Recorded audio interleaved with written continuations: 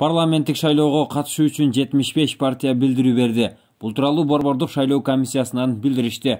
Алар Социал-демократтар партиясы, Улуттар биримдиги, Ишеним партиясы, Кыргызстандын Жашылдар партиясы, Жаратман эл партиясы, Альянс партиясы, Кыргызстандын бириктирүүчү Патриоттук партия, Атамекен партиясы, Ыйман Нуру, Эл үмүтү социалдык саясий партиясы, Актив партиясы, Бийлик элге партиясы, Акыйкат, Арнамыз, Кыргызстандын саясий күчтөрүнүн альянсы партиясы, Күч биримдикте социалдык саясий партиясы, Азаттык демократиялык партиясы, Ынтымак партиясы, Аалам, Тилектештик партиясы, Ак Асаба партиясы, Социалисттик партиясы, Ак Бата партиясы, Күчтүү регион партиясы, Адилет партиясы, Мекенчил эл партиясы, Бирге вместе партиясы, Афганистан согушунун ардагерлери жана ушул сыяктуу кагылышууларга катышкандардын саясий партиясы, Кыргызстандын элдик демократиялык партиясы, Менин мекеним партиясы, Келечек будущее партиясы, Элдик партия,